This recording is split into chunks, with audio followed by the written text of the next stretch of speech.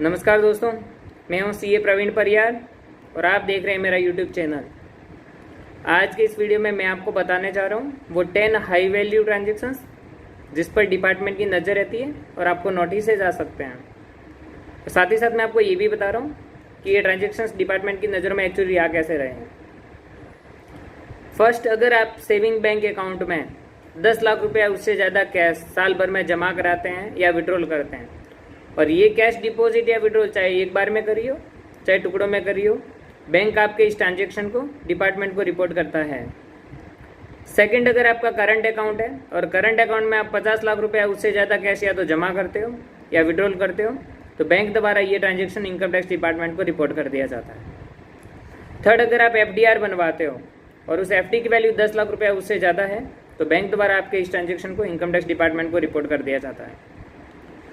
Third, अगर आप कोई DD बनवाते हो या कोई बैंकिंग इंस्ट्रूमेंट परचेज करते हो जिसकी वैल्यू 10 लाख रुपया उससे ज़्यादा है और उसका पेमेंट आपको बैंक को आपने कैश में किया है,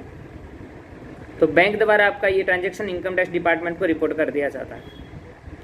नेक्स्ट, अगर आप किसी कंपनी में इन्वेस्टमेंट करते हैं, कंपनी के शेयर परचेज करते हैं, बॉन्ड या डिबेंचर परचेज करते हैं, और ये इस इन्वेस्टमेंट की वैल्यू 10 लाख रुपये उससे ज़्यादा है, ऐसा पेमेंट चाहे तो आपने कैश में किया हो चाहे तो इलेक्ट्रॉनिक मोड बैंकिंग चैनल से किया हो, तो वो कंपनी जिसमें आपने इन्वेस्टमेंट किया है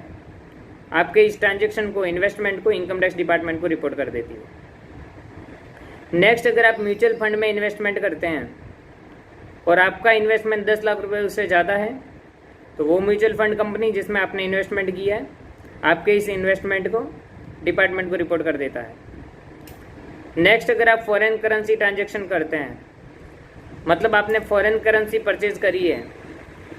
और इस फॉरेन करेंसी ट्रांजेक्शन की वैल्यू 10 लाख रुपया उससे ज़्यादा है, तो आपका जो फॉरेन एक्सचेंजर है,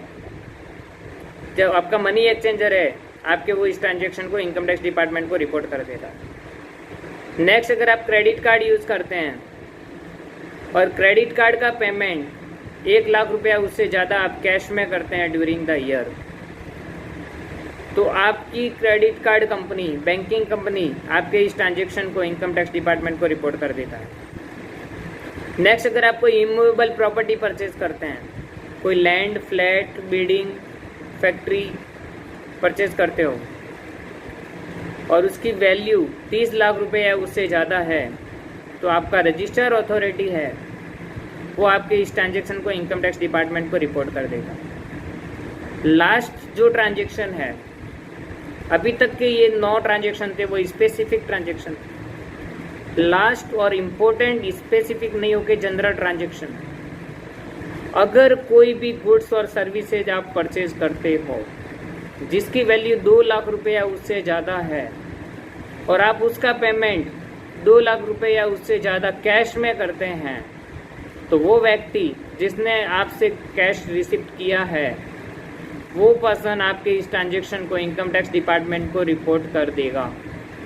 और उस ट्रांजेक्शन को रिपोर्ट करने की उस व्यक्ति की लाइबिलिटी है, डिपार्टमेंट द्वारा उसको लाइबल बना दिया गया है। फॉर एग्जांपल, अगर आप ज्वेलरी परचेज करते हैं और ज्वेलरी का बिल आपका 2 लाख रुपया उससे ज़्यादा है, तो उस ज्वेलरी डीलर जिससे आप ज्वेलरी परचेज कर रहे हैं वो आपके इस ट्रांजेक्शन को इनकम टैक्स डिपार्टमेंट को रिपोर्ट कर देगा, रिपोर्ट करने की उसकी लाइबिलिटी है। अनदर एग्जांपल, अगर आप कोई कार परचेज करते हैं और उस कार की वैल्यू मान लो 10 लाख रुपए है, 10 लाख में से आप 8 लाख रुपए मान लो चेक से पेमेंट करते हैं, बैंकिंग चैनल से पेमेंट करते हैं, और 2 लाख रुपए का पेमेंट आप कैश में करते हैं, तो आपका जो कार डीलर है वो आपके इस ट्रांजेक्शन को इनकम टैक्स डिपार्टमेंट को रिपोर्ट कर देगा। तो दोस्तों, ये थे आपके 10 ट्रांजेक्शन जिस पर इनकम टैक्स डिपार्टमेंट नज़र रखता है और आपके ये ट्रांजेक्शन ट्रेस होते हैं। अगर मान लो ये ट्रांजेक्शन आपके द्वारा हो जाते हैं तो आपको सजग रहने की आवश्यकता है। आप अपने इस ट्रांजेक्शन को अपने ITR के साथ में डिक्लेयर करिए और अपना सोर्स भी डिक्लेयर करिए। मान लो ये ट्रांजेक्शन हो जाता है तो क्या करता है, डिपार्टमेंट इन ट्रांजेक्शन को आपके इनकम टैक्स रिटर्न के साथ में वेरीफाई करता है, जस्टिफाई करता है कि आपके द्वारा जो ट्रांजेक्शन एक्सपेंडिचर इन्वेस्टमेंट किए गए हैं वो आपकी इनकम टैक्स रिटर्न के साथ जस्टिफाई होते हैं या नहीं। अगर मान लो आपने इनकम टैक्स रिटर्न भर दी है तो डिपार्टमेंट आपकी इनकम को उन खर्चों और इन्वेस्टमेंट को मैच करता है। अगर वो जस्टिफाई हो जाते तो ठीक है, नहीं तो इनकम टैक्स डिपार्टमेंट आपसे क्लेरिफिकेशन का नोटिस देगा कि आप इसको क्लेरिफाई करिए, आपके द्वारा किए गए इन्वेस्टमेंट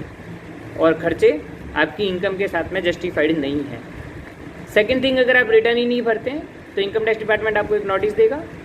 कि आपके द्वारा ये इन्वेस्टमेंट और एक्सपेंडिचर किए गए हैं, तो आप इसका सोर्स एक्सप्लेन करिए।